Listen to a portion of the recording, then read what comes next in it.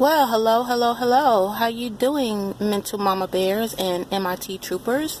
This is D. Lynette, and I haven't been doing videos in a while, but hey, when something comes to mind, I'm going to be doing a video right on time.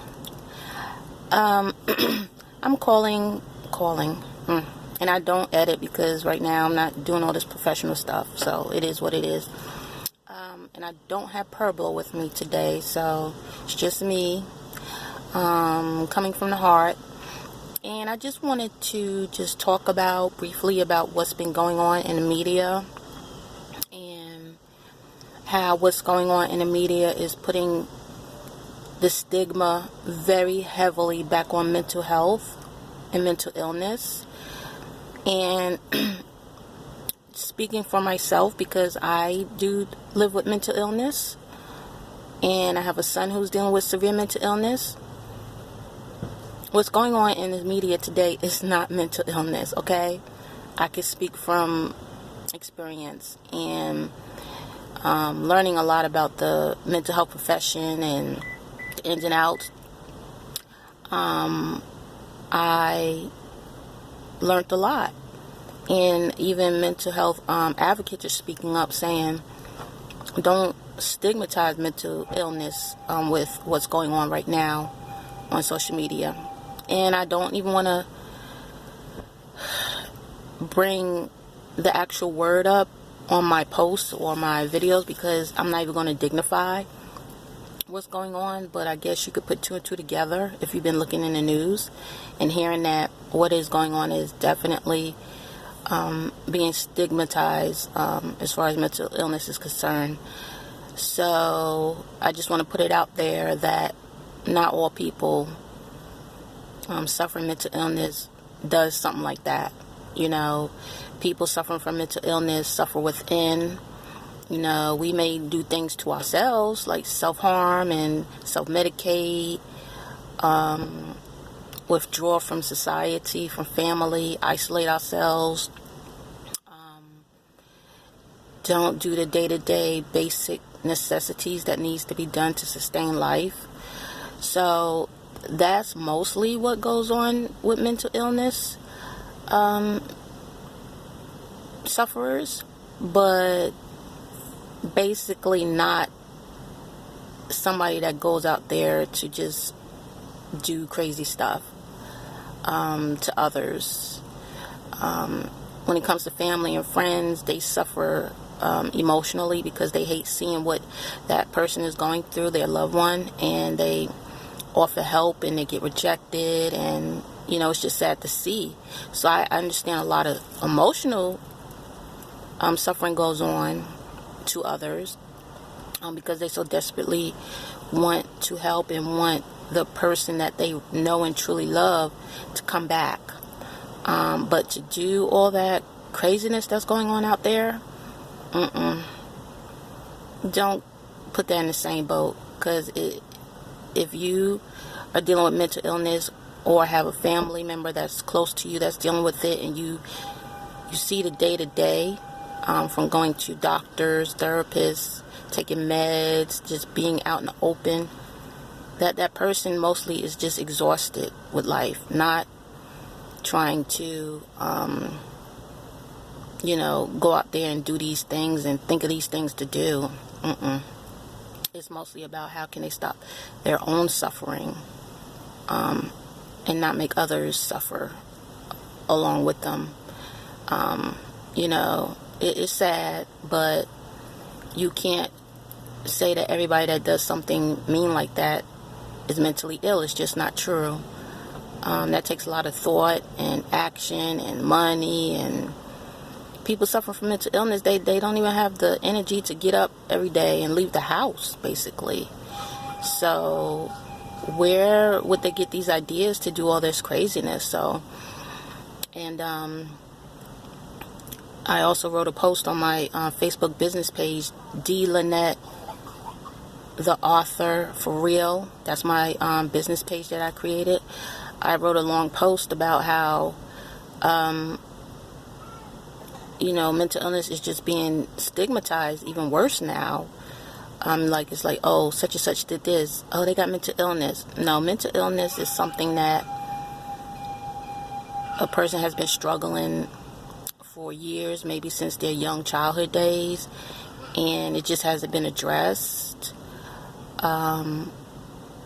But when it's somebody that you say, I never knew, I never saw that, you know, then how could you say that's mental illness? Because people with mental illness, they don't hide it. It's like they show it, like depressed, anxiety, sadness, not doing daily keep-ups with themselves or their households, not engaging with people in the family, you know, not being able to keep a job, because you obviously need a job or something to get that money to do what that person or persons did. So, you know, I just would like for people to stop just calling everything mental illness, making a joke out of mental illness. Mental illness is something that is a brain disorder, and that's been told to me by psychiatrists. And if you look it up on medical journals, and it's a chemical imbalance, and you know, you need medication to help balance your brain, and you also need therapy to, you know, put good ideas back in your head. And so usually, like with the right medications and therapy and family support and people support, you can overcome mental illness. It's just the ones that's untreated. But again, the ones that's untreated, you know, when they go downhill, those are the ones you might see on the streets, or, you know, homeless and down and out, you know, and they're mainly the ones that are getting picked on, not doing the picking. So, yeah, I just wanted to come on here and do a little video on that subject, and to also remind you guys that my ebook, Crazy on the Inside of Me with a Dash of Hope, is out now on Amazon.com. Please, guys, get it. It's a story about not just mental illness. It's just a story. Like, there's a beginning, middle, and an end. And just, you know, read it for your summertime and upcoming fall season, and share it and discuss it. So, I mean, it's a story about things I went through, and myself and my son, and I just want to share my story. I mean,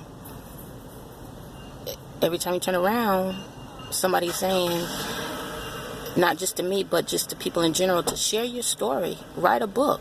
Well, I did just that, and I'm just like, and I self-published it at that, so I did it on my own. So I'm just wondering, like, who is going to read it, and why they should read it.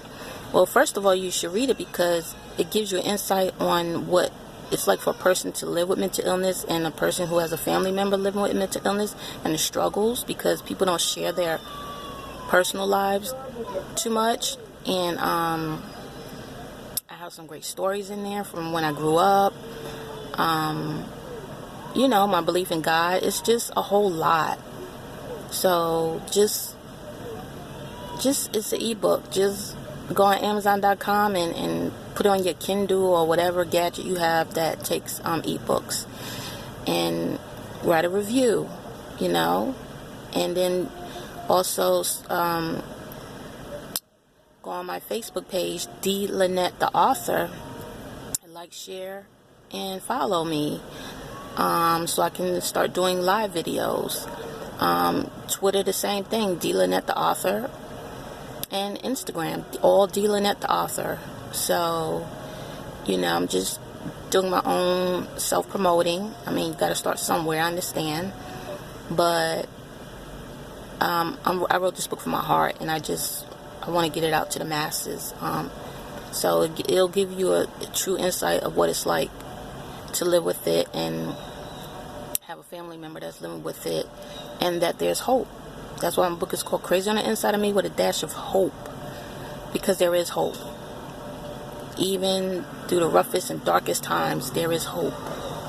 And I'm at the park again. Like I said, the park is where, and this is one portion of the park. This park has the train and the little pond where you can get on those boats and use your feet to, you know, go around. It also has an indoor pool type thing, and it just has a lot of picnic areas. It's just a beautiful, beautiful park. So I'm just here chilling, and I said I haven't done a video in a while, so that's all on that subject matter, guys. I will always welcome your feedback. This is my YouTube page, Dealing at the Author as well. And obviously, if you're looking at the video, you know that. But please subscribe and comment and even share. Because I believe I have a wealth of information coming from the perspective of somebody living with it. And I'm willing to share my story to help others. But please don't put everybody that's doing all this stuff into one basket called mental health. I'm crazy, y'all, but I ain't that crazy. Okay? So, next time I will have Pueblo out. She's on vacation right now, taking a break. And I will see you later.